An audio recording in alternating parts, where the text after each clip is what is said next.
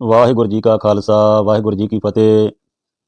ਗੁਰੂ ਪਿਆਰੀ ਗੁਰੂ ਸਵਾਰੀ ਸਾਜੀ ਨਵਾਜੀ ਸਾਧ ਸੰਗਤ ਜੀ, ਅੱਜ ਆਪਾਂ ਗੁਰੂ ਤੇਗ ਬਹਾਦਰ ਜੀ ਦੇ ਜੀਵਨ ਅਤੇ ਉਹਨਾਂ ਦੀ ਸ਼ਹੀਦੀ ਸੰਬੰਧੀ ਜਿਹੜੀ ਆ ਇੱਕ ਸੰਖੇਪ ਜੀ ਵਿਚਾਰ ਕਰਾਂਗੇ। ਗੁਰੂ ਤੇਗ ਬਹਾਦਰ ਜੀ ਸਿੱਖਾਂ ਦੇ 9ਵੇਂ ਗੁਰੂ ਸਨ। ਉਹ 1664 ਈਸਵੀ ਤੋਂ ਲੈ ਕੇ 1675 ਈਸਵੀ ਤੱਕ ਗੁਰਗੱਦੀ ਤੇ ਬਿਰਾਜਮਾਨ ਰਹੇ। ਸਿੱਖ ਧਰਮ ਦੇ ਪ੍ਰਚਾਰ ਅਤੇ ਲੋਕਾਂ ਵਿੱਚ ਫੈਲੇ ਅੰਧ ਵਿਸ਼ਵਾਸਾਂ ਨੂੰ ਦੂਰ ਕਰਨ ਲਈ ਗੁਰੂ ਸਾਹਿਬ ਨੇ ਪੰਜਾਬ ਅਤੇ ਪੰਜਾਬ ਤੋਂ ਬਾਹਰਲੇ ਪ੍ਰਦੇਸ਼ਾਂ ਦੇ ਅਨੇਕ ਸਥਾਨਾਂ ਦੀਆਂ ਯਾਤਰਾਵਾਂ ਕੀਤੀਆਂ। ਉਸ ਸਮੇਂ ਭਾਰਤ ਵਿੱਚ ਮੁਗਲ ਬਾਦਸ਼ਾਹ ਔਰੰਗਜ਼ੇਬ ਦਾ ਸ਼ਾਸਨ ਸੀ। ਉਹ ਬੜਾ ਕੱਟੜ ਸੁੰਨੀ ਮੁਸਲਮਾਨ ਸੀ। ਉਸ ਨੇ ਹਿੰਦੂਆਂ ਨੂੰ ਇਸਲਾਮ ਧਰਮ ਵਿੱਚ ਸ਼ਾਮਲ ਕਰਨ ਦੇ ਦੇਸ਼ ਨਾਲ ਸਾਰੇ ਭਾਰਤ ਵਿੱਚ ਜਿਹੜੀ ਦਹਿਸ਼ਤ ਫੈਲਾ ਰੱਖੀ ਸੀ। ਕਸ਼ਮੀਰੀ ਪੰਡਤ ਉਸ ਸਮੇਂ ਜ਼ੁਲਮਾਂ ਦਾ ਜਿਹੜਾ ਸਭ ਤੋਂ ਵੱਧ ਸ਼ਿਕਾਰ ਹੋਏ। ਗੁਰੂ ਤੇਗ ਬਹਾਦਰ ਜੀ ਨੇ ਹਿੰਦੂਆਂ ਦੇ ਧਰਮ ਦੀ ਰਾਖੀ ਲਈ 11 ਨਵੰਬਰ 1675 ਈਸਵੀ ਨੂੰ ਦਿੱਲੀ ਦੇ ਚਾਂਦਨੀ ਚੌਂਕ ਵਿਖੇ ਆਪਣੀ ਸ਼ਹਾਦਤ ਦਿੱਤੀ। ਗੁਰੂ ਸਾਹਿਬ ਦੀ ਇਸ ਲਸਾਨੀ ਸ਼ਹਾਦਤ ਦੇ ਬੜੇ ਡੂੰਘੇ ਜਿਹੜੇ ਸਿੱਟੇ ਨਿਕਲੇ। ਇਸ ਨੇ ਨਾ ਸਿਰਫ ਪੰਜਾਬ ਬਲਕਿ ਭਾਰਤੀ ਇਤਿਹਾਸ ਵਿੱਚ ਇੱਕ ਨਵਾਂ ਜਿਹੜਾ ਯੁੱਗ ਦੀ ਸ਼ੁਰੂਆਤ ਕੀਤੀ। ਗੁਰੂ ਤੇਗ ਬਹਾਦਰ ਜੀ ਦੀ ਸ਼ਹੀਦੀ ਪੰਜਾਬ ਵਿੱਚ ਇੱਕ ਅਜਿਹੀ ਚੰਗਾਰੀ ਸੁਲਗਾਈ ਜਿਸ ਨੇ ਬਹੁਤ ਹੀ ਛੇਤੀ ਭਾਂਬੜ ਦਾ ਰੂਪ ਜਿਹੜਾ ਅਖਤਿਆਰ ਕਰ ਲਿਆ। ਔਰ ਸੋ ਕਹਿ ਸਕਦੇ ਹਾਂ ਅਸੀਂ ਕਿ ਸ਼ਕਤੀਸ਼ਾਲੀ ਮੁਗਲ ਸਾਮਰਾਜ ਜਿਹੜਾ ਇਸ ਚੰਗਿਆੜੀ ਦੇ ਨਾਲ ਸੜ ਕੇ ਜਿਹੜਾ ਉਹ ਸਵਾਹ ਹੋ ਗਿਆ।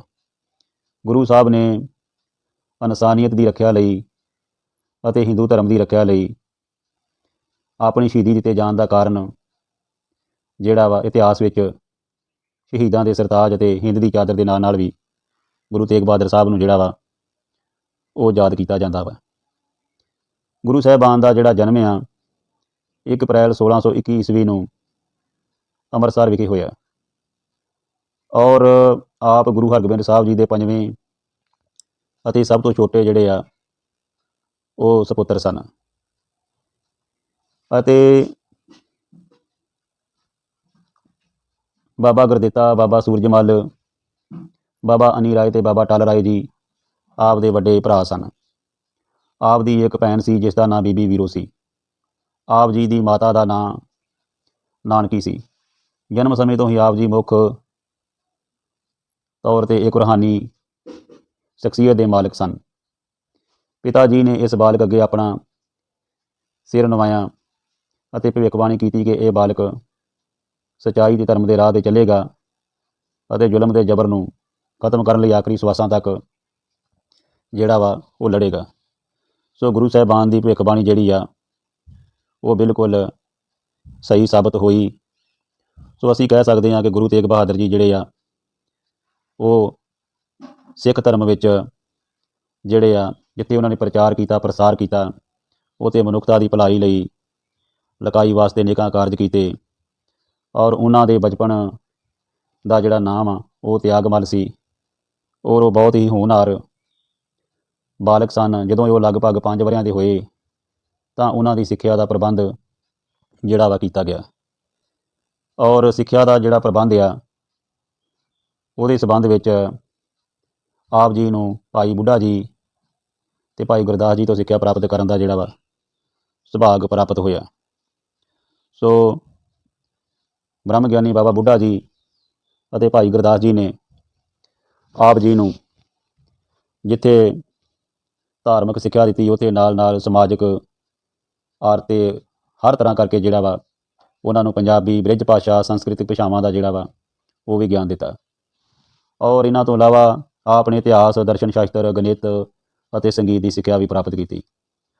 ਗੁਰੂ ਸਾਹਿਬ ਨੂੰ ਘੋੜ ਸਵਾਰੀ ਅਤੇ ਸ਼ਸਤਰ ਚਲਾਉਣ ਦੀ ਜਿਹੜੀ ਸਿੱਖਿਆ ਵੀ ਦਿੱਤੀ ਗਈ ਅਤੇ ਇਹਨਾਂ ਵਿੱਚ ਆਪ ਬੜੀ ਜਿਹੜੀ ਛੇਤੀ ਨਿਪੁੰਨ ਹੋਏ ਅਤੇ ਕਰਤਾਰਪੁਰ ਦੀ ਲੜਾਈ ਵਿੱਚ ਆਪ ਨੂੰ ਆਪਣੀ ਸ਼ਹੀਦੀ ਦੇ ਜਿਹੜੇ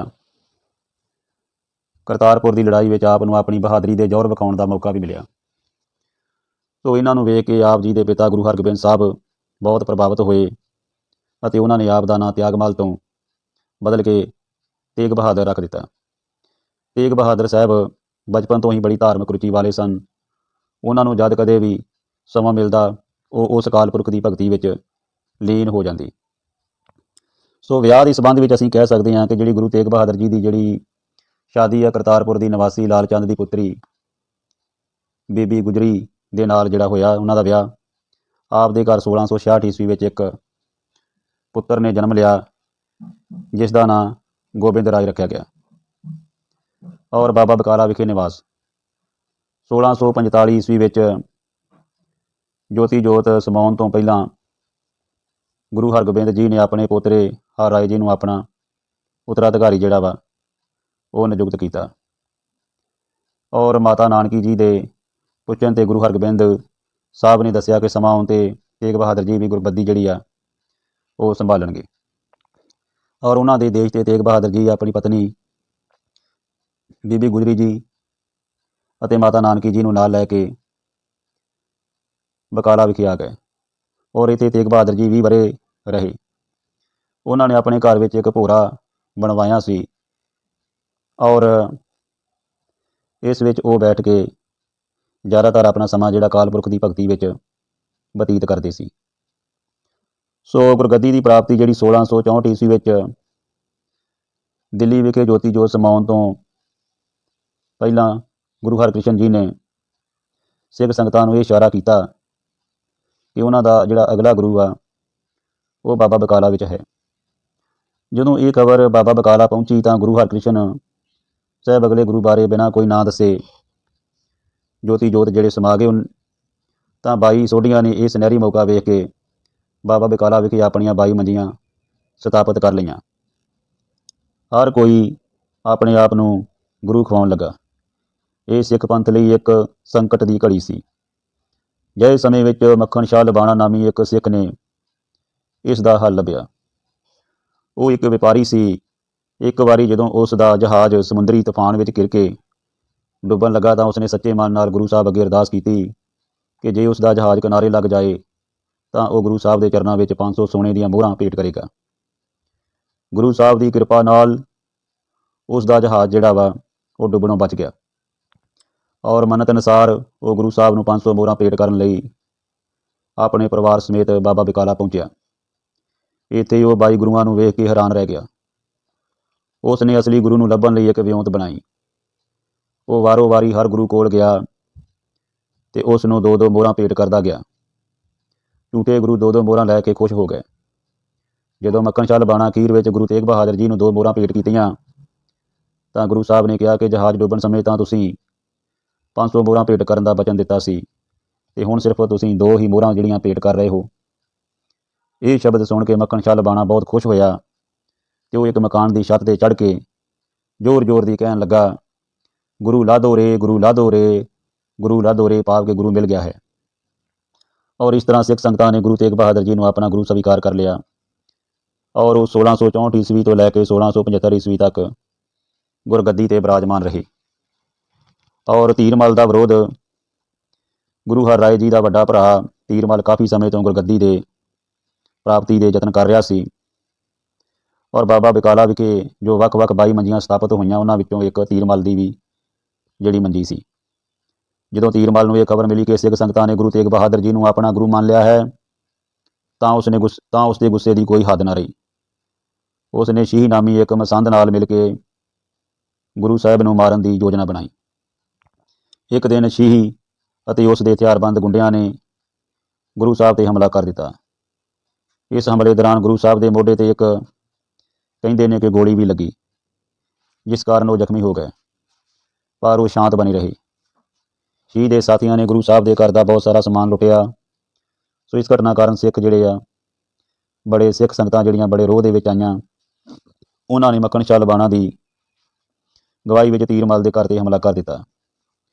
ਉਹਨਾਂ ਨਾ ਸਿਰਫ ਧੀਰਮਲ ਤੇ ਸ਼ੀਹ ਨੂੰ ਗ੍ਰਿਫਤਾਰ ਕਰਕੇ ਗੁਰੂ ਸਾਹਿਬ ਪਾਸ ਲਿਆਂਦਾ ਸਗੋਂ ਗੁਰੂ ਸਾਹਿਬ ਦਾ ਲੁੱਟਿਆ ਹੋਇਆ ਸਮਾਨ ਵੀ ਜਿਹੜਾ ਵਾਪਸ ਲੈ ਕੇ ਆਂਦਾ।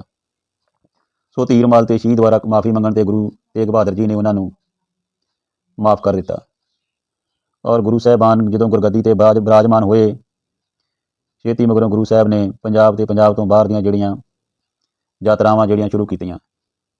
ਇਹਨਾਂ ਯਾਤਰਾਵਾਂ ਦਾ ਉਦੇਸ਼ ਸਿੱਖ ਧਰਮ ਦਾ ਪ੍ਰਚਾਰ ਕਰਨਾ ਅਤੇ ਲੋਕਾਂ ਨੂੰ ਸੱਚ ਤੇ ਪ੍ਰੇਮ ਦਾ ਉਪਦੇਸ਼ ਦੇਣਾ ਸੀ। ਉਹਨਾਂ ਵਿੱਚ ਇਨਸਾਨੀਅਤ ਭਰਨਾ ਸੀ, ਉਹਨਾਂ ਵਿੱਚ ਚੰਗੇ ਗੁਣਾਂ ਨੂੰ ਜਿਹੜਾ ਵਾ ਸਿਖਾਉਣਾ ਸੀ, ਤਾਂ ਜੋ ਜਿਹੜੀਆਂ ਲੋਕਾਂ ਦਾ ਜਿਹੜਾ ਵਾ ਵਹਿਮ ਭਰਮ ਪਖੰਡ ਛੱਡ ਕੇ ਚੰਗੇ ਰਸਤੇ 'ਤੇ ਪੈ ਕੇ ਆਪਣਾ ਜੀਵਨ ਸਵਾਰ ਸਕਣ। ਉਹਨਾਂ ਨੇ ਜਿੱਥੇ ਸੰਗਤਾਂ ਨੂੰ ਵੱਖ-ਵੱਖ ਸਿੱਖਿਆਵਾਂ ਦਿੱਤੀਆਂ, ਉੱਥੇ ਨਾਲ-ਨਾਲ ਗੁਰਬਾਣੀ ਦਾ ਜਿਹੜੀ ਆ ਉਹ ਵੀ ਚਾਰੀ ਜੋ ਸ੍ਰੀ ਗੁਰੂ ਗ੍ਰੰਥ ਸਾਹਿਬ ਜੀ ਦੇ ਵਿੱਚ ਦਰਜ ਹੈ। ਇਹਨਾਂ ਤੋਂ ਇਲਾਵਾ ਗੁਰੂ ਸਾਹਿਬਾਨ ਨੇ ਸਥਾਪਿਤ ਪ੍ਰਚਾਰ ਕੇਂਦਰਾਂ ਵਿੱਚ ਚੱਲ ਰਹੇ ਕੰਮਾਂ ਦਾ ਨਿਰੀਖਣ ਵੀ ਕੀਤਾ ਔਰ ਗੁਰੂ ਸਾਹਿਬਾਨਾਂ ਦੀਆਂ ਯਾਤਰਾਵਾਂ ਦਾ ਦੇਸ਼ ਸੰਬੰਧੀ ਲਿਖਦੇ ਨੇ ਕਈ ਇਤਿਹਾਸਕਾਰ ਕਿ ਗੁਰੂ ਤੇਗ ਬਹਾਦਰ ਸਾਹਿਬ ਨੇ ਲੋਕਾਂ ਨੂੰ ਨਵਾਂ ਜੀਵਨ ਦੇਣ, ਉਹਨਾਂ ਅੰਦਰ ਇੱਕ ਨਵੀਂ ਰੂਹ ਫੂਕਣ ਨੂੰ ਜ਼ਰੂਰੀ ਸਮਝਿਆ। ਸੋ ਅੰਮ੍ਰਿਤਸਰ ਦੀ ਜਿਹੜੀ ਆ ਗੁਰੂ ਤੇਗ ਬਹਾਦਰ ਸਾਹਿਬ ਨਵੰਬਰ 1664 ਈਸਵੀ ਵਿੱਚ ਸਭ ਤੋਂ ਪਹਿਲਾਂ ਬਾਬਾ ਬਕਾਲਾ ਤੋਂ ਅੰਮ੍ਰਿਤਸਰ ਪਹੁੰਚੇ। ਅੰਮ੍ਰਿਤਸਰ ਵਿੱਚ ਆਪ ਦਾ ਜਨਮ ਹੋਇਆ ਅਤੇ ਬਚਪਨ ਵੀ ਇੱਥੇ ਹੀ ਗੁਜ਼ਰਿਆ। ਉਸ ਸਮੇਂ ਹਰਿਮੰਦਰ ਸਾਹਿਬ ਅਤੇ ਪ੍ਰਿਥੀ ਚੰਦ ਦੇ ਪੋਤਰੇ ਹਰਜੀ ਮੀਨਾ ਦਾ ਕਬਜ਼ਾ ਸੀ। ਉਹ ਉੱਥੇ ਕੁਝ ਭ੍ਰਿਸ਼ਟਾਚਾਰੀ ਮਸੰਦਾਂ ਨਾਲ ਮਿਲ ਕੇ ਆਪ ਗੁਰੂ ਬਣੀ ਬੈਠਾ ਸੀ। ਜਦੋਂ ਉਸ ਨੂੰ ਗੁਰੂ ਸਾਹਿਬ ਦੇ ਆਉਣ ਦੀ ਖਬਰ ਮਿਲੀ ਤਾਂ ਉਸ ਨੂੰ ਆਪਣੀ ਗੱਦੀ ਦਾ ਫਿਕਰ ਪੈ ਗਿਆ। ਇਸ ਲਈ ਉਸ ਨੇ ਹਰਿਮੰਦਰ ਸਾਹਿਬ ਦੇ ਸਾਰੇ ਦਰਵਾਜ਼ਿਆਂ ਨੂੰ ਬੰਦ ਕਰਵਾ ਦਿੱਤਾ ਤਾਂ ਕਿ ਗੁਰੂ ਸਾਹਿਬਾਨ ਜਿਹੜੇ ਆ ਅੰਦਰ ਦਾਖਲ ਨਾ ਹੋ ਸਕਣ। ਜਦੋਂ ਗੁਰੂ ਸਾਹਿਬ ਇੱਥੇ ਪਹੁੰਚੇ ਤਾਂ ਦਰਵਾਜ਼ਿਆਂ ਨੂੰ ਬੰਦ ਵੇਖ ਕੇ ਉਹਨਾਂ ਨੂੰ ਦੁੱਖ ਹੋਇਆ। ਇਸ ਲਈ ਉਹ ਅਕਾਲ ਤਖਤ ਸਾਹਿਬ ਦੇ ਨੇੜੇ ਸਥਿਤ ਇੱਕ ਰੁੱਖ ਥੱਲੇ ਜਾ ਬਰਾਜੇ। ਇਸ ਜਗ੍ਹਾ 'ਤੇ ਅੱਜ ਕੱਲ੍ਹ ਇੱਕ ਛੋਟਾ ਜਿਹਾ ਗੁਰਦੁਆਰਾ ਬਣਿਆ ਹੋਇਆ ਹੈ, ਜਿਸ ਨੂੰ ਥੰਮ ਸਾਹਿਬ ਜਾਂ ਥੜਾ ਸਾਹਿਬ ਕਹਿੰਦੇ ਹਨ। ਅੰਮ੍ਰਿਤਸਰ ਤੋਂ ਗੁਰੂ ਤੇਗ ਬਹਾਦਰ ਸਾਹਿਬ ਸਿੱਖ ਸੰਗਤਾਂ ਦੇ ਸੱਦੇ 'ਤੇ ਵੱਲਾ ਨਾਮੀ ਪਿੰਡ ਵਿੱਚ ਵੀ ਗਏ ਔਰ ਇਹ ਪਿੰਡ ਅੰਮ੍ਰਿਤਸਰ ਤੋਂ 6 ਕਿਲੋਮੀਟਰ ਦੀ ਦੂਰੀ 'ਤੇ ਸਥਿਤ ਹੈ। ਇੱਥੇ ਲੰਗਰ ਵਿੱਚ ਇਸਤਰੀਆਂ ਨੇ ਬੜੀ ਅਣਥੱਕ ਸੇਵਾ ਕੀਤੀ। ਗੁਰੂ ਸਾਹਿਬ ਨੇ ਉਹਨਾਂ ਨੂੰ ਆਸ਼ੀਰਵਾਦ ਦਿੱਤਾ ਤੇ ਕਿਹਾ ਕਿ ਮਾਈਆਂ ਰੱਬ ਰਜਾਈਆਂ ਭਗਤੀ ਲਾਈਆਂ। ਵੱਲਾ ਤੋਂ ਬਾਅਦ ਗੁਰੂ ਸਾਹਿਬਾਨ ਕੁੱਕੇ ਵਾਲੀ ਨਾਮੀ ਪਿੰਡ ਵਿੱਚ ਵੀ ਪਹੁੰਚੇ। ਕਿਉਂਕਿ ਇਸ ਪਿੰਡ ਵਿੱਚ ਬਹੁਤ ਸਾਰੇ ਰੁੱਖ ਸਨ, ਇਸ ਲਈ ਗੁਰੂ ਸਾਹਿਬਾਨ ਨੇ ਇਸ ਦਾ ਨਾਂ ਗੁਰੂ ਕਾ ਬਾਗ ਰੱਖ ਦਿੱਤਾ। ਖਡੂਰ ਸਾਹਿਬ, ਗੋਇੰਦਵਾਲ ਤੇ ਤਰਨਤਾਰਨ ਖੇਮ ਕਰਨ ਆਦਿ ਗੁਰੂ ਤੇਗ ਬਹਾਦਰ ਸਾਹਿਬ ਖਡੂਰ ਸਾਹਿਬ, ਗੋਇੰਦਵਾਲ ਸਾਹਿਬ ਤੋਂ ਹੁੰਦੇ ਹੋਏ ਤਰਨਤਾਰਨ ਵਿਖੇ ਵੀ ਪਹੁੰਚੇ। ਤਰਨਤਾਰਨ ਉਸ ਸਮੇਂ ਸਿੱਖਾਂ ਦਾ ਇੱਕ ਪ੍ਰਸਿੱਧ ਧਰਮ ਪ੍ਰਚਾਰ ਕੇਂਦਰ ਬਣ ਚੁੱਕਿਆ ਸੀ। ਗੁਰੂ ਸਾਹਿਬਾਨ ਨੇ ਮਰੀਜ਼ਾਂ ਦੇ ਇਲਾਜ ਲਈ ਇੱਥੇ ਹਸਪਤਾਲ ਵੀ ਬਣਵਾਏ ਔਰ ਇਸ ਤੋਂ ਬਾਅਦ ਗੁਰੂ ਸਾਹਿਬਾਨ ਖੇਮ ਕਰਨ ਗਏ ਔਰ ਇੱਥੋਂ ਦੇ ਇੱਕ ਸ਼ਰਧਾਲੂ ਚੌਧਰੀ ਰਘੂਪਤ ਰਾਏ ਨੇ ਗੁਰੂ ਸਾਹਿਬ ਨੂੰ ਇੱਕ ਘੋੜੀ ਭੇਟ ਕੀਤੀ ਔਰ ਇਹਨਾਂ ਸਾਰੀਆਂ ਥਾਵਾਂ 'ਤੇ ਗੁਰੂ ਸਾਹਿਬ ਨੇ ਸੈਂਕੜੇ ਲੋਕਾਂ ਨੂੰ ਆਪਣਾ ਉਪਦੇਸ਼ ਦਿੱਤਾ ਤੇ ਉਹਨਾਂ ਨੂੰ ਇੱਕ ਪਰਮਾਤਮਾ ਦੇ ਨਾਂ ਨਾਲ ਜੋੜਿਆ। ਕੀਰਤਪੁਰ ਅਤੇ ਬਿਲਾਸਪੁਰ ਮਾਝਾ ਪ੍ਰਦੇਸ਼ ਦੀ ਯਾਤਰਾ ਤੋਂ ਬਾਅਦ ਗੁਰੂ ਤੇਗ ਬਹਾਦਰ ਸਾਹਿਬ ਮਾਲਵਾ ਪ੍ਰਦੇਸ਼ ਵਿੱਚ ਪਹੁੰਚੇ। ਇੱਥੇ ਗੁਰੂ ਸਾਹਿਬ ਨੇ ਫਰੀਦਕੋਟ ਤੇ ਬਠਿੰਡਾ ਜ਼ਿਲ੍ਹਿਆਂ ਦੇ ਕਈ ਪਿੰਡਾਂ ਵਿੱਚ ਜਾ ਕੇ ਆਪਣਾ ਪ੍ਰਚਾਰ ਕੀਤਾ। ਇਸ ਤੋਂ ਬਾਅਦ ਗੁਰੂ ਸਾਹਿਬਾਨ ਬਾਂਗਰ ਪ੍ਰਦੇਸ਼ ਦੇ ਧੰਮ-ਧਾਮ ਇਲਾਕੇ ਵਿੱਚ ਪਹੁੰਚੇ। ਇੱਥੇ ਗੁਰੂ ਸਾਹਿਬਾਨ ਨੇ ਇੱਕ ਸਰੋਵਰ ਬਣਵਾਇਆ ਜਿਸ ਦਾ ਨਾਂ ਗੁਰੂਸਰ ਰੱਖਿਆ ਗਿਆ। ਇਸ ਵਿੱਚੋਂ ਗੁਰੂ ਸਾਹਿਬ ਕੀਰਤਪੁਰ ਵਿਖੇ ਪਹੁੰਚੇ। ਇੱਥੇ ਵੱਡੀ ਗਿਣਤੀ ਵਿੱਚ ਲੋਕ ਗੁਰੂ ਤੇਗ ਬਹਾਦਰ ਸਾਹਿਬ ਦੇ ਉਪਦੇਸ਼ ਸੁਣਨ ਆਏ ਤੇ ਆਪਣਾ ਜੀਵਨ ਸਫਲ ਕਰਨ ਦੇ ਲਈ ਆਉਂਦੇ ਰਹੇ। ਉਹ ਰਾਣੀ ਚੰਪਾ ਦੇ ਸੱਦੇ ਤੇ ਬਿਲਾਸਪੁਰ ਦੇ ਰਾਜੇ ਦੀਪ ਚੰਦ ਦੀ ਕਿਰਿਆ ਦੀ ਰਸਮ ਤੇ ਬਿਲਾਸਪੁਰ ਵੀ ਪਹੁੰਚੇ। ਸੋ ਗੁਰੂ ਤੇਗ ਬਹਾਦਰ ਜੀ ਇੱਥੇ 3 ਦਿਨ ਠਹਿਰੇ। ਗੁਰੂ ਸਾਹਿਬ ਨੇ ਰਾਣੀ ਨੂੰ 500 ਰੁਪਏ ਦੇ ਕੇ ਮਾਖੋਵਾਲ ਵਿਖੇ ਕੁਝ ਜ਼ਮੀਨ ਵੀ ਖਰੀਦੀ। ਇੱਥੇ ਗੁਰੂ ਸਾਹਿਬਾਨ ਨੇ 1665 ਈਸਵੀ ਵਿੱਚ ਇੱਕ ਨਵੇਂ ਨਗਰ ਦੀ ਸਥਾਪਨਾ ਕੀਤੀ ਜਿਸ ਦਾ ਨਾਂ ਉਹਨਾਂ ਦੀ ਮਾਤਾ ਜੀ ਦੇ ਨਾਂ ਜਿਹੜਾ ਚੱਕ ਨਾਨਕੀ ਰੱਖਿਆ ਗਿਆ। ਬਾਅਦ ਵਿੱਚ ਇਹ ਸਥਾਨ ਜਿਹੜਾ ਵਾ ਆਨੰਦਪੁਰ ਸਾਹਿਬ ਦੇ ਨਾਂ ਨਾਲ ਜਿਹੜਾ ਪ੍ਰਸਿੱਧ ਹੋਇਆ। ਸੋ ਗੁਰੂ ਸਾਹਿਬਾਨ ਨੇ ਆਪਣੇ ਜੀਵਨ ਕਾਲ ਦੌਰਾਨ ਬਹੁਤ ਸਾਰੀਆਂ ਯਾਤਰਾਵਾਂ ਕੀਤੀਆਂ ਔਰ ਸਾਰੀਆਂ ਯਾਤਰਾਵਾਂ ਦਾ ਦੇਸ਼ ਇਹੋ ਸੀਗਾ ਕਿ ਸਮਾਜ ਵਿੱਚ ਜਿਹੜੇ ਪਹਿਲੇ ਵਹਿਮ ਭਰਮ ਪਖੰਡ ਜਿਹੜੇ ਸੀ ਕਰਮਕਾਂਡ ਉਹਨਾਂ ਨੂੰ ਜਿਹੜਾ ਵਾ ਗੁਰੂ ਸਾਹਿਬਾਨ ਨੇ ਜਿਹੜਾ ਖੰਡਨ ਕੀਤਾ ਔਰ ਇਸਤਰੀ ਜਾਤੀ ਦੇ ਹੱਕ ਵਿੱਚ ਜਿਹੜਾ ਵਾ ਗੁਰੂ ਸਾਹਿਬਾਨ ਨੇ ਬਾਕੀ ਗੁਰੂ ਸਾਹਿਬਾਨਾਂ ਵਾਂਗ ਹੀ ਜਿਹੜਾ ਵਾ ਪ੍ਰਚਾਰ ਕੀਤਾ। ਸਮਾਜਿਕ ਬਰਾਬਰੀ ਏਕਤਾ ਦੇ ਲਈ ਉਹਨਾਂ ਨੇ ਸਾਰਿਆਂ ਨੂੰ ਇਕਜੁੱਟ ਕੀਤਾ। ਸੈਫਾਬਾਦ ਤੇ ਧਮਧਾਨ ਅਗਸਤ 1665 ਈਸਵੀ ਵਿੱਚ ਗੁਰੂ ਤੇਗ ਬਹਾਦਰ ਜੀ ਨਾਨਕੀ ਤੋਂ ਸੈਫਾਬਾਦ ਪਹੁੰਚੇ। ਇੱਥੇ ਉਹ ਸੈਫ ਖਾਨ ਨੂੰ ਮਿਲੇ ਜੋ ਸਿੱਖ ਧਰਮ ਦਾ ਸਿੱਖ ਘਰ ਜਿਹੜਾ ਗੁਰੂ ਘਰ ਦਾ ਸ਼ਰਧਾਲੂ ਸੀ। ਇਸ ਤੋਂ ਬਾਅਦ ਗੁਰੂ ਸਾਹਿਬਾਨ ਧਮਧਾਨ ਪਹੁੰਚੇ। ਧਮਧਾਨ ਵਿਖੇ ਇਹ ਗੁਰੂ ਸਾਹਿਬ ਦਾ ਦੂਸਰਾ ਦੌਰਾ ਸੀ। ਇਸ ਦਾ ਕਾਰਨ ਇਹ ਸੀ ਕਿ ਗੁਰੂ ਸਾਹਿਬ ਇਸ ਨੂੰ ਸਿੱਖ ਮਤ ਦਾ ਇੱਕ ਪ੍ਰਸਿੱਧ ਧਰਮ ਪ੍ਰਚਾਰ ਕੇਂਦਰ ਬਣਾਉਣਾ ਚਾਹੁੰਦੇ ਸਨ ਔਰ ਇੱਥੇ ਗੁਰੂ ਸਾਹਿਬਾਨ ਦੇ ਦੀਵਾਨ ਵਿੱਚ ਵੱਡੀ ਗਿਣਤੀ ਵਿੱਚ ਜਿਹੜੇ ਸ਼ਰਧਾਲੂ ਉਹਨਾਂ ਦੇ ਦਰਸ਼ਨਾਂ ਲਈ ਆਉਂਦੇ ਉਹ ਸਿੱਖ ਧਰਮ ਦੇ ਇਸ ਵਾਧੇ ਹੋਏ ਪ੍ਰਚਾਰ ਨੂੰ ਜਿਹੜਾ ਵਾ ਔਰੰਗਜ਼ੇਬ ਜਿਹੜਾ ਉਹ ਸਹਿਣ ਨਾ ਕਰ ਸਕਿਆ, ਉਸ ਤੋਂ ਬਰਦਾਸ਼ਤ ਨਾ ਹੋਇਆ ਲੋਕਪ੍ਰਿਯਤਾ ਗੁਰੂ ਸਾਹਿਬ ਦੀ ਵੇਖ ਕੇ ਉਹ ਸੜ ਕੇ ਜਿਹੜਾ ਵਾ ਕੋਲਾ ਹੋ ਗਿਆ, ਕਹਿਣ ਤੋਂ ਭਾਵ ਰਖਾਲੂ ਹੋ ਗਿਆ। ਔਰ ਉਸਨੇ ਆਲਮ ਖਾਂ ਰਹਿਲਾ ਨੂੰ ਗੁਰੂ ਜੀ ਨੂੰ ਗ੍ਰਿਫਤਾਰ ਕਰਨ ਦੇ ਲਈ ਧਮਤਾਨ ਭੇਜਿਆ। ਸਿੱਟੇ ਵਜੋਂ ਗੁਰੂ ਸਾਹਿਬ ਨਵੰਬਰ 1665 ਈਸਵੀ ਨੂੰ ਗ੍ਰਿਫਤਾਰ ਕਰ ਲਏ ਗਏ ਅਤੇ ਦਿੱਲੀ ਲਿਆਂਦਾ ਗਿਆ। ਦਿੱਲੀ ਪਹੁੰਚਣ 'ਤੇ ਗੁਰੂ ਸਾਹਿਬ ਨੂੰ ਔਰੰਗਜ਼ੇਬ ਦੇ ਦਰਬਾਰ ਵਿੱਚ ਪੇਸ਼ ਕੀਤਾ ਗਿਆ ਔਰ ਔਰੰਗਜ਼ੇਬ ਗੁਰੂ ਸਾਹਿਬ ਨੂੰ ਮੌਤ ਦੀ ਸਜ਼ਾ ਦੇਣਾ ਚਾਹੁੰਦਾ ਸੀ, ਪਰ ਜਿਹੜਾ ਅੰਬਰ ਦੇ ਰਾਜਾ ਰਾਮ ਸਿੰਘ ਦੇ ਇਹ ਕਹਿਣ 'ਤੇ ਕਿ ਗੁਰੂ ਸਾਹਿਬ ਇੱਕ ਸੰਤ ਹਨ ਅਤੇ ਸੰਤ ਨੂੰ ਸਜ਼ਾ ਦੇਣਾ ਬਾਦਸ਼ਾਹ ਨੂੰ ਸ਼ੋਭਾ ਨਹੀਂ ਦਿੰਦਾ, ਉਸਨੇ ਇਹ ਸਜ਼ਾ ਉਸ ਸਮੇਂ ਫਿਰ ਨਾ ਦਿੱਤੀ ਅਤੇ ਗੁਰੂ ਸਾਹਿਬ ਨੂੰ 1 ਮਹੀਨਾ ਰਾਮ ਸਿੰਘ ਦੀ ਨਿਗਰਾਨੀ ਹੇਠ ਰੱਖਣ ਤੋਂ ਬਾਅਦ ਰਿਹਾ ਕਰ ਦਿੱਤਾ। ਦਿੱਲੀ ਤੋਂ ਬਾਅਦ ਗੁਰੂ ਸਾਹਿਬ ਮਥੁਰਾ ਪਹੁੰਚੇ। ਇੱਥੇ ਗੁਰੂ ਸਾਹਿਬ ਨੇ ਧਰਮ ਪ੍ਰਚਾਰ ਕੀਤਾ, ਸੰਗਤਾਂ ਨੂੰ ਉਪਦੇਸ਼ ਦਿੱਤੇ ਔਰ ਮਾਨਸ ਕੀ ਜਾਤੀ ਸਭੇ ਇੱਕ ਪਹਿਚਾਨਬੋ, ਕਹਿਣ ਤੋਂ ਭਾਵ ਕਿ ਸਾਰਿਆਂ ਨੂੰ ਇੱਕ ਪਰਮਾਤਮਾ ਦਾ ਨਾਮ ਜਪਣ ਦੇ ਲਈ ਪ੍ਰੇਰਿਤ ਕੀਤਾ। ਸਮਾਜਿਕ ਬਰਾਬਰੀ ਅਤੇ ਹੋਰ ਕਈ ਜਿਹੜੇ ਸਿੱਖਿਆ ਦਾ ਪ੍ਰਚਾਰ ਕੀਤਾ, ਵਹਿਮਾਂ ਭਰਮਾਂ ਦਾ ਖੰਡਨ ਕੀਤਾ ਔਰ ਬਹੁਤ ਸਾਰੀਆਂ ਸਮਾਜ ਵਿੱਚ ਕੁਰੀਤੀਆਂ ਜਿਹੜੀਆਂ ਫੈਲੀਆਂ ਹੋਈਆਂ ਸੀ ਉਹਨਾਂ ਦਾ ਖੰਡਨ ਕੀਤਾ। ਸੋ ਜਿਸ ਜਗ੍ਹਾ ਗੁਰੂ ਸਾਹਿਬਾਨ ਠਹਿਰੇ ਉੱਥੇ ਅੱਜ ਕੱਲ੍ਹ ਇੱਕ ਬਹੁਤ ਹੀ ਆਲੀਸ਼ਾਨ ਗੁਰਦੁਆਰਾ ਬਣਿਆ ਹੋਇਆ ਹੈ ਔਰ ਆਪਣੀ ਮਥੁਰਾ ਯਾਤਰਾ ਦੇ ਦੌਰਾਨ ਗੁਰੂ ਸਾਹਿਬਾਨ ਬਿੰਦਰਾਬਨ ਵੀ ਗਏ। ਮਥੁਰਾ ਤੋਂ ਗੁਰੂ ਤੇਗ ਬਹਾਦਰ ਸਾਹਿਬ ਆਗਰਾ ਪਹੁੰਚੇ। ਇੱਥੇ ਉਹ ਇੱਕ ਬਜ਼ੁਰਗ ਸ਼ਰਧਾਲੂ ਮਾਈ ਜੱਸੀ ਜੀ ਦੇ ਘਰ ਠਹਿਰੇ। ਇਸ ਤੋਂ ਬਾਅਦ ਗੁਰੂ ਸਾਹਿਬ ਨੇ ਆਪਣੀ ਬਾਣੀ ਦੁਆਰਾ ਕਾਨਪੁਰ ਦੀਆਂ ਸੰਗਤਾਂ ਨੂੰ ਨਿਹਾਲ ਕੀਤਾ। ਕਾਨਪੁਰ ਤੋਂ ਗੁਰੂ ਸਾਹਿਬ ਹਿੰਦੂਆਂ ਦੇ ਇੱਕ ਪ੍ਰਸਿੱਧ ਤੀਰਥ ਸਥਾਨ ਪ੍ਰਯਾਗ ਪਹੁੰਚੇ। ਇੱਥੇ ਗੁਰੂ ਸਾਹਿਬ ਦੀ ਮੁਲਾਕਾਤ ਸੰਨਿਆਸੀਆਂ, ਸਾਧੂਆਂ ਅਤੇ ਜੋਗੀਆਂ ਨਾਲ ਹੋਈ। ਉਹਨਾਂ ਨੂੰ ਉਪਦੇਸ਼ ਦਿੰਦੇ ਹੋਏ ਗੁਰੂ ਸਾਹਿਬ ਨੇ ਫਰਮਾਇਆ ਕਿ ਸਾਧੋ ਮਨ ਕਾ ਮਾਨ ਤਿਆਗੋ, ਕਾਮ ਕ੍ਰੋਧ ਸੰਗਤ ਹੈ ਦੁਰਜਨ ਕੀ ਤਾਂ ਤੇ ਐਨਸ ਭਾਗੋ। ਔਰ ਪ੍ਰਯਾਗ ਵਿੱਚ ਜਿੱਥੇ ਗੁਰੂ ਸਾਹਿਬਾਨ ਠਹਿਰੇ ਉੱਥੇ ਗੁਰੂ ਸਾਹਿਬ ਗੁਰਦੁਆਰਾ ਪੱਕਾ ਸੰਗਤ ਬਣਾਇਆ ਗਿਆ ਹੈ ਅਤੇ ਗੁਰੂ ਸਾਹਿਬ ਜੀ ਦਾ ਇਹ ਸਾਧੋ ਮਨ ਕਾ ਜਿਹੜਾ ਮਾਨ ਤਿਆਗੋ ਸ਼ਬਦ ਆ ਉਹ ਸਾਹਿਬ ਸ੍ਰੀ ਗੁਰੂ ਗ੍ਰੰਥ ਸਾਹਿਬ ਜੀ ਦੇ ਵਿੱਚ ਦਰਜ ਹੈ। ਪ੍ਰਯਾਗ ਦੀ ਯਾਤਰਾ ਤੋਂ ਬਾਅਦ ਗੁਰੂ ਸਾਹਿਬ ਬਨਾਰਸ ਪਹੁੰਚੇ, ਜੋ ਕਿ ਹਿੰਦੂਆਂ ਦਾ ਇੱਕ ਹੋਰ ਪਵਿੱਤਰ ਤੀਰਥ ਸਥਾਨ ਹੈ। ਇੱਥੇ ਸਿੱਖ ਸੰਗਤਾਂ ਰੋਜ਼ਾਨਾ ਵੱਡੀ ਗਿਣਤੀ ਵਿੱਚ ਗੁਰੂ ਸਾਹਿਬ ਦੇ ਦਰਸ਼ਨਾਂ ਅਤੇ ਉਹਨਾਂ ਦੇ ਉਪਦੇਸ਼ ਸੁਣਨ ਦੇ ਲਈ ਹਾਜ਼ਰ ਹੁੰਦੀਆਂ। ਇਸ ਯਾਤਰਾ ਸਮੇਂ ਗੁਰੂ ਸਾਹਿਬਾਨ ਕਰਮਨਾਸ਼ ਨਦੀ ਵੀ ਗਏ। ਕਰਮਨਾਸ਼ ਨਦੀ 'ਤੇ ਵੀ ਗਏ। ਇੱਥੋਂ ਦੇ ਲੋਕਾਂ ਦਾ ਇਹ ਵਿਸ਼ਵਾਸ ਸੀ ਕਿ ਇਸ ਨਦੀ ਵਿੱਚ ਇਸ਼ਨਾਨ ਕਰਨ ਵਾਲੇ ਵਿਅਕਤੀ ਦੀ ਸਭ ਚੰਗੇ ਕਰਮ ਜਿਹੜੇ ਨਾਸ਼ ਹੋ ਜਾਂਦੇ ਹਨ। ਸੋ ਗੁਰੂ ਸਾਹਿਬ ਨੇ ਆਪ ਇਸ ਨਦੀ ਵਿੱਚ ਇਸ਼ਨਾਨ ਕੀਤਾ ਅਤੇ ਕਿਹਾ ਕਿ ਨਦੀ ਵਿੱਚ ਇਸ਼ਨਾਨ ਕਰਨ ਨਾਲ ਕੁਝ ਨਹੀਂ ਹੁੰਦਾ, ਇਹ ਤੁਹਾਡਾ ਵਹਿਮ ਹੈ। ਗੁਰੂ ਸਾਹਿਬਾਨ ਨੇ ਕਿਹਾ ਕਿ ਜਿਹੋ ਜਿਹਾ ਮਨੁੱਖ ਕਰਮ ਕਰਦਾ ਹੈ ਉਹੋ ਜਿਹਾ ਹੀ ਉਸ ਨੂੰ ਫਲ ਮਿਲਦਾ ਹੈ। ਔਰ ਇਸ ਤਰ੍ਹਾਂ ਬਨਾਰਸ ਵਿੱਚ ਗੁਰੂ ਸਾਹਿਬਾਨ ਨੇ ਸੰਗਤਾਂ ਨੂੰ ਅੰਧ ਵਿਸ਼ਵਾਸਾਂ ਨੂੰ ਤਿਆਗ ਕੇ ਸੱਚੇ ਮਨ ਨਾਲ ਨਾਮ ਸਿਮਰਨ ਦਾ ਉਪਦੇਸ਼ ਦਿੱਤਾ। ਔਰ ਉਸ ਤੋਂ ਬਾਅਦ ਸਸਰਾਮ ਅਤੇ ਗਿਆ। ਬਨਾਰਸ ਤੋਂ ਬਾਅਦ ਗੁਰੂ ਸਾਹਿਬਾਨ ਸਸਰਾਮ ਪਹੁੰਚੇ। ਇੱਥੇ ਇੱਕ ਸ਼ਰਧਾਲੂ ਸਿੱਖ ਮਸੰਦ ਫੱਗੂ ਸ਼ਾਹ ਨੇ ਗੁਰੂ ਸਾਹਿਬ ਦੀ ਬੜੀ ਸੇਵਾ ਕੀਤੀ। ਉਸ ਦੀ ਸ਼ਰਧਾ ਅਤੇ ਪ੍ਰੇਮ ਭਾਵਨਾ ਤੋਂ ਖੁਸ਼ ਹੋ ਕੇ ਸੰਗਤਾਂ ਉਸ ਨੂੰ ਫੱਗੂ ਚਾਚਾ ਕਹਿ ਕੇ ਵੀ ਬੁਲਾਉਂਦੀਆਂ ਸਨ। ਇਸ ਤੋਂ ਬਾਅਦ ਗੁਰੂ ਸਾਹਿਬਾਨ ਗਿਆ ਪਹੁੰਚੇ, ਜੋ ਕਿ ਬੁੱਧ ਧਰਮ ਦਾ ਇੱਕ ਮੁੱਖ ਕੇਂਦਰ ਸੀ। ਇੱਥੇ ਗੁਰੂ ਸਾਹਿਬਾਨ ਨੇ ਜਾਤ ਪਾਤ ਦਾ ਖੰਡਨ ਕੀਤਾ ਅਤੇ ਇੱਕ ਪਰਮਾਤਮਾ ਦੀ ਭਗਤੀ ਕਰਨ ਦਾ ਸੰਦੇਸ਼ ਦਿੱਤਾ। ਗੁਰੂ ਸਾਹਿਬਾਨ 1666 ਈਸਵੀ ਵਿੱਚ ਪਟਨਾ ਵਿਖੇ ਪਹੁੰਚੇ। ਇੱਥੇ ਸਿੱਖ ਸੰਗਤਾਂ ਨੇ ਗੁਰੂ ਸਾਹਿਬ ਦਾ ਬੜੀ ਗਰਮਜੋਸ਼ੀ ਦੇ ਨਾਲ ਸਵਾਗਤ ਕੀਤਾ। ਉਹ ਰੋਜ਼ਾਨਾ ਵੱਡੀ ਗਿਣਤੀ ਵਿੱਚ ਗੁਰੂ ਸਾਹਿਬ ਦੇ ਦਰਸ਼ਨ ਕਰਨ ਲਈ ਆਉਂਦੀਆਂ ਅਤੇ ਗੁਰੂ ਦੇ ਉਪਦੇਸ਼ ਸੁਣ ਕੇ ਨਿਹਾਲ ਹੁੰਦੀਆਂ। ਗੁਰੂ ਸਾਹਿਬਾਨ ਨੇ ਸੰਗਤਾਂ ਨੂੰ ਜੀਵਨ ਦਾ ਸਹੀ ਅਰਥ ਦੱਸਿਆ ਅਤੇ ਸਿੱਖ ਸਿਧਾਂਤਾਂ 'ਤੇ ਚਾਨਣਾ ਪਾਇਆ ਔਰ ਆਪ ਨੇ ਪਟਨਾ ਨੂੰ ਗੁਰੂ ਦਾ ਘਰ ਕਹਿ ਕੇ ਨਵਾਜਿਆ। ਗੁਰੂ ਸਾਹਿਬਾਨ ਨੇ ਆਪਣੀ ਪਤਨੀ ਅਤੇ ਮਾਤਾ ਜੀ ਨੂੰ ਇੱਥੇ ਜਿਹੜਾ ਛੱਡਿਆ ਅਤੇ ਆਪ ਮੰਗੇਰ ਲਈ ਰਵਾਨਾ ਹੋ ਗਏ। ਗੁਰੂ ਸਾਹਿਬ ਕੁਝ ਦਿਨ ਇੱਥੇ ਠਹਿਰੇ ਅਤੇ ਸੰਗਤਾਂ ਨੂੰ ਜਿਹੜਾ ਨਾਮ ਜਪਣ ਦਾ ਉਪਦੇਸ਼ ਦਿੱਤਾ। ਢਾਕਾ ਸਿੱਖ ਧਰਮ ਦਾ ਇੱਕ ਪ੍ਰਮੁੱਖ ਪ੍ਰਚਾਰ ਕੇਂਦਰ ਸੀ। ਜਦੋਂ ਗੁਰੂ ਤੇਗ ਬਹਾਦਰ ਸਾਹਿਬ ਇੱਥੇ ਪਹੁੰਚੇ ਤਾਂ ਇੱਥੋਂ ਦੀਆਂ ਸੰਗਤਾਂ ਨੇ ਉਹਨਾਂ ਦਾ ਬੜਾ ਨਿੱਘਾ ਸਵਾਗਤ ਕੀਤਾ। ਗੁਰੂ ਸਾਹਿਬ ਦੇ ਪ੍ਰਚਾਰ ਸਦਕਾ ਵੱਡੀ ਗਿਣਤੀ ਵਿੱਚ ਲੋਕ ਸਿੱਖ ਧਰਮ ਦੇ ਵਿੱਚ ਸ਼ਾਮਲ ਹੋਣ ਲੱਗੇ।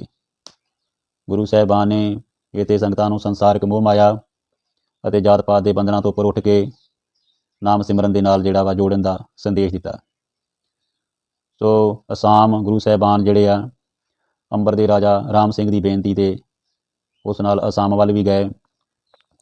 ਅਸਾਮੀ ਲੋਕ ਜਿਹੜੇ ਜਾਦੂ ਟੂਣਿਆਂ ਵਿੱਚ ਬਹੁਤ ਜਿਹੜੇ ਮਾਹਰ ਸੀਗੇ, ਇਹਨਾਂ ਦੇ ਡਰ ਤੋਂ ਮੁਗਲ ਫੌਜਾਂ ਹਰ ਵਾਰੀ ਅਸਾਮ ਦੇ ਸ਼ਾਸਕ ਤੋਂ ਹਾਰਦੀਆਂ ਸਨ। ਇਸ ਵਾਰ ਗੁਰੂ ਸਾਹਿਬ ਦੀ ਮੌਜੂਦਗੀ ਕਾਰਨ ਉਹਨਾਂ ਦੇ ਜਾਦੂ ਟੂਣੇ ਸਭ ਜਿਹੜੇ ਫੇਲ ਹੋ ਗਏ, ਸਫਲ ਰਹੇ, ਉਹਨਾਂ ਨੂੰ ਹਾਰ ਦਾ ਮੂੰਹ ਵੇਖਣਾ ਪਿਆ। ਸੋ ਆਪਣੇ ਜਾਦੂ ਟੂਣੇ ਸਫਲ ਹੋਣ ਕਾਰਨ ਇਸ ਮਹਾਂਪੁਰਸ਼ ਦੇ ਦਰਸ਼ਨਾਂ ਲਈ ਉਹ ਵੀ ਆਏ ਅਤੇ ਉਹਨਾਂ ਨੇ ਆਪਣੀ ਜਿਹੜੀ ਗੁਰੂ ਸਾਹਿਬ ਤੋਂ ਆਪਣੀ ਭੁੱਲ ਬਖਸ਼ਾਈ। ਔਰ ਇਸ ਤੋਂ ਬਾਅਦ ਗੁਰੂ ਸਾਹਿਬਾਨ ਆਪਣੇ ਪਰਿਵਾਰ ਸਮੇਤ ਪੰਜਾਬ ਵਿੱਚ ਵਾਪਸ ਆ ਗਏ ਅਤੇ ਚੱਕ ਨਾਨਕੀ ਵਿਖੇ ਰਹਿਣ ਲੱਗ ਪਏ। ਸੋ ਗੁਰੂ ਤੇਗ ਬਹਾਦਰ ਜੀ ਨੇ ਮਨੁੱਖਤਾ ਦੀ ਭਲਾਈ ਦੇ ਲਈ ਬਹੁਤ ਸਾਰੇ ਕਾਰਜ ਕੀਤੇ, ਜਿਨ੍ਹਾਂ ਦਾ ਅਸੀਂ ਸ਼ਬਦਾਂ ਵਿੱਚ ਵਰਣਨ ਨਹੀਂ ਕਰ ਸਕਦੇ। ਉਹਨਾਂ ਨੇ ਸਮਾਜ ਵਿੱਚ ਅਨੇਕਾਂ ਜਿਹੜੀਆਂ ਕ੍ਰੀਤੀਆਂ ਫੈਲੀਆਂ ਹੋਈਆਂ ਸੀ, ਉਹਨਾਂ ਨੂੰ ਦੂਰ ਕੀਤਾ। ਔਰ ਗੁਰੂ ਨਾਨਕ ਸਾਹਿਬ ਦੇ ਜਿਹੜੇ ਫਲਸਫੇ ਨੂੰ ਚਲਾਇਆ ਸੀਗਾ, ਜੋ ਗੁਰੂ ਸਾਹਿਬਾਨ ਦਾ ਨਾਨਕ ਸਾਹਿਬ ਦਾ ਸਿਧਾਂਤ ਸੀਗਾ, ਉਸੇ ਮੁਤਾਬਕ ਉਹਨਾਂ ਨੇ ਵੀ ਦੂਜੇ ਉਹ ਕੰਮ ਜਿਹੜੇ ਆ ਉਹਨਾਂ ਨੂੰ ਹੋਰ ਪ੍ਰਫੁੱਲਿਤ ਕੀਤਾ।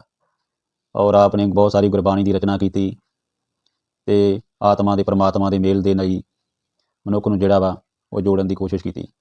ਸੋ ਕਹਿ ਸਕਦੇ ਹਾਂ ਅਸੀਂ ਕਿ ਗੁਰੂ ਤੇਗ ਬਹਾਦਰ ਜੀ ਇੱਕ ਮਹਾਨ ਸ਼ਖਸੀਅਤ ਸਨ, ਇੱਕ ਮਹਾਨ ਗੁਰੂ ਸਨ, ਜਿਨ੍ਹਾਂ ਨੇ ਸਿੱਖ ਪੰਥ ਦੇ ਵਿਕਾਸ ਵਿੱਚ ਵੱਡਮੁੱਲਾ ਯੋਗਦਾਨ ਪਾਇਆ।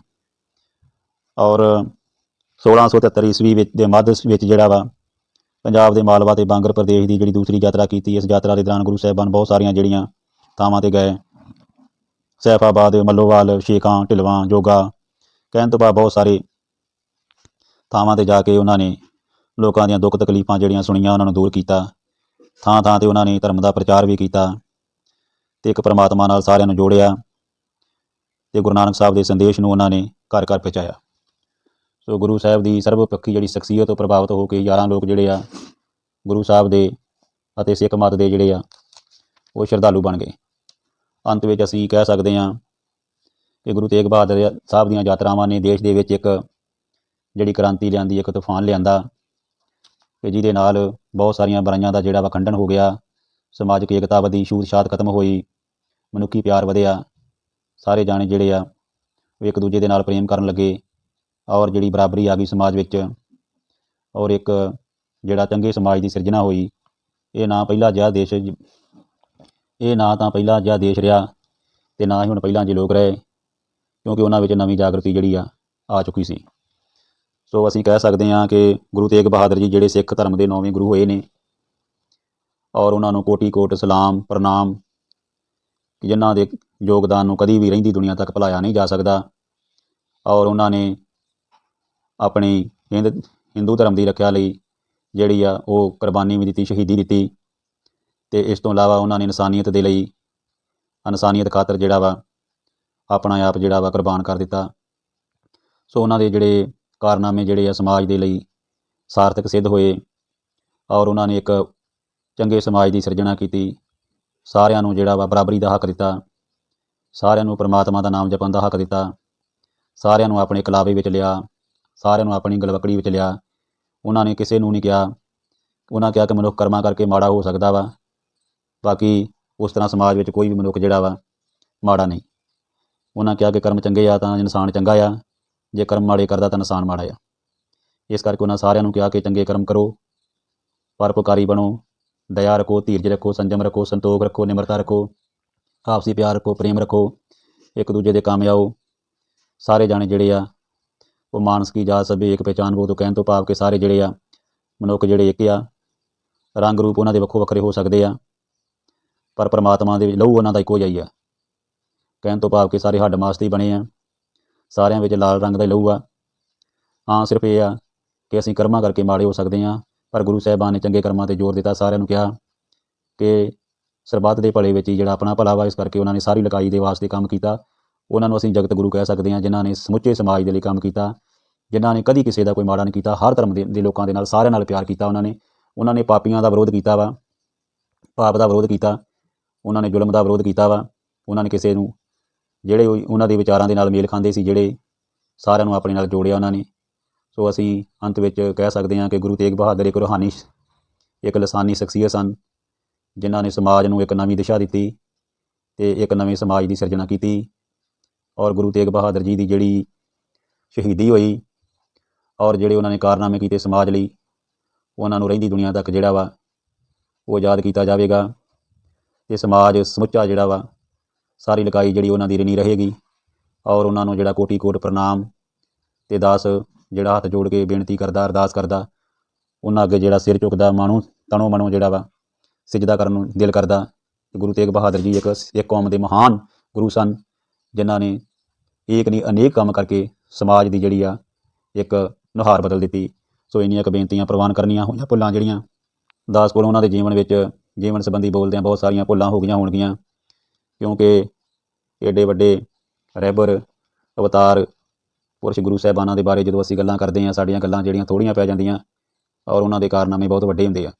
ਸੋ ਕਈ ਤਰ੍ਹਾਂ ਦੀਆਂ ਤਰੁੱਟੀਆਂ ਰਹਿ ਜਾਂਦੀਆਂ। ਦਾਸ ਭੁੱਲਾਂ ਦਾ ਜਿਹੜਾ ਖਿਮਾ ਦਾ ਜਾਚ ਗਿਆ, ਸਾਰੀ ਸੰਗਤ ਕੋਲੋਂ ਸਾਹਿਬ ਸ੍ਰੀ ਗੁਰੂ ਗ੍ਰੰਥ ਸਾਹਿਬ ਜੀ ਕੋਲੋਂ ਹੱਥ ਜੋੜ ਕੇ ਜਿਹੜੀ ਮਾफ़ੀ ਮੰਗਦਾ ਵਾ। ਔਰ ਅਸੀਂ ਆਓ ਗੁਰੂ ਸਾਹਿਬ ਜੀ ਦੇ ਜੀਵਨ ਤੋਂ ਇੱਕ ਸਿੱਖਿਆ ਲਈਏ, ਇੱਕ ਪ੍ਰੇਰਨਾ ਲਈਏ ਅਤੇ ਉਹਨਾਂ ਦੇ ਦਰਸਾਏ ਹੋਏ ਮਾਰਗ 'ਤੇ ਚੱਲੀਏ, ਚੰਗੇ ਕਰਮ ਕਰੀਏ, ਸਮਾਜ ਸੇਵਕ ਬਣੀਏ ਔਰ ਸਾਰੀ ਮਨੁੱਖਤਾ ਨਾਲ ਪਿਆਰ ਕਰੀਏ, ਇੱਕ ਹੋ ਕੇ ਰਹੀਏ, ਇਕਜੁੱਟਤਾ ਰੱਖੀਏ ਸਾਰੇ ਜਾਣੇ, ਅਤੇ ਆਪਣੇ ਸਮਾਜ ਦੇ ਲਈ, ਆਪਣੀ ਕੌਮ ਦੇ ਲਈ, ਆਪਣੇ ਸਾਰਿਆਂ ਦੇ ਭਲੇ ਲਈ। ਕਹਿਣ ਤੋਂ ਭਾਵ ਜਿਵੇਂ ਗੁਰੂ ਸਾਹਿਬਾਨ ਨੇ ਸਾਰਿਆਂ ਨੂੰ ਆਪਣੇ ਕਲਾਵੇ ਵਿੱਚ ਲਿਆ, ਇਸੇ ਤਰ੍ਹਾਂ ਅਸੀਂ ਵੀ ਸਾਰਿਆਂ ਨਾਲ ਪਿਆਰ ਕਰੀਏ, ਆਪਸੀ ਨਫ਼ਰਤ ਈਰਖਾ ਵੈਰ ਵਿਰੋਧ ਭੁਲਾ ਕੇ ਇੱਕ ਪਰਮਾਤਮਾ ਦਾ ਸਿਮਰਨ ਕਰੀਏ। ਕਿਉਂਕਿ ਅਵਲ ਅੱਲਾ ਨੂਰੇ ਪਾਇਆ ਕੁਦਰਤ ਕੇ ਸਭ ਬੰਦੇ, ਏਕ ਨੂਰ ਤੇ ਸਭ ਜਗ ਉਪਜਿਆ ਕੌਣ ਭਲੇ ਕੋ ਮੰਦੇ। ਕਹਿਣ ਤੋਂ ਭਾਵ ਕਿ ਸਾਰੇ ਜਾਣੇ ਜਿਹੜੇ ਰੱਬ ਦੀ ਸੰਤਾਨ ਆ, ਸਾਰੇ ਜਾਣੇ ਅਸੀਂ ਇੱਕ ਰੱਬ ਦੀ ਸੰਤਾਨ, ਇੱਕ ਬੱਚੇ ਆ ਉਹਦੇ। ਅਸੀਂ ਆਪਸੀ ਪਿਆਰ ਨਾਲ ਰਹਿਣਾ ਵਾ, ਜਿਵੇਂ ਗੁਰੂ ਸਾਹਿਬਾਨ ਨੇ ਸਾਨੂੰ ਸਿੱਖਿਆ ਦਿੱਤੀ ਆ, ਅਤੇ ਪਰਮਾਤਮਾ ਦਾ ਨਾਮ ਜਪ ਕੇ ਆਪਣਾ ਜਿਹੜਾ ਜੀਵਨ ਸਫਲ ਕਰਨਾ, ਅਤੇ ਵੱਧ ਤੋਂ ਵੱਧ ਗੁਰਬਾਣੀ ਪੜ੍ਹਨੀ, ਆਪਣੇ ਜੀਵਨ ਨੂੰ ਸਵਾਰਨਾ ਵਾ। ਅਤੇ ਹਮੇਸ਼ਾ ਜਿਹੜਾ ਵਾ ਕੋਟि ਕੋਟ ਪ੍ਰਣਾਮ ਜਿਹੜਾ ਵਾ ਉਹ ਸ੍ਰੀ ਗੁਰੂ ਤੇਗ ਬਹਾਦਰ ਸਾਹਿਬ ਜੀ ਨੂੰ ਜਿਹੜਾ ਸਾਡਾ ਜਿਹੜਾ ਸਿੱਖ ਸੰਗਤਾਂ ਵੱਲੋਂ ਸਿਜਦਾ ਹੁੰਦਾ ਰਹੇਗਾ ਔਰ ਹੁੰਦਾ ਵਾ, ਔਰ ਰਹਿੰਦੀ ਦੁਨੀਆ ਤੱਕ ਜਿਹੜਾ ਵਾ ਸਿਰ ਚੁੱਕੇਗਾ। ਕਿਉਂਕਿ ਉਹਨਾਂ ਨੇ ਇਹੋ ਜਿਹੇ ਲਸਾਨੀ ਕੰਮ ਕੀਤੇ, ਇਹੋ ਜਿਹੇ ਕਾਰਜ ਕੀਤੇ ਕਿ ਜਿਹੜੀ ਲਕਾਈ ਹਮੇਸ਼ਾ ਉਹਨਾਂ ਦੀ ਨਹੀਂ ਰਹੇਗੀ। ਇੰਨੀਆਂ ਕੁ ਬੇਨਤੀਆਂ ਪ੍ਰਵਾਨ ਕਰਨੀਆਂ ਹੋਈਆਂ। ਭੁੱਲਾਂ ਦੀ ਖਿਮਾ ਕਰਨੀ। ਵਾਹਿਗੁਰੂ ਜੀ ਕਾ ਖਾਲਸਾ, ਵਾਹਿਗੁਰੂ ਜੀ ਕੀ ਫਤਿਹ।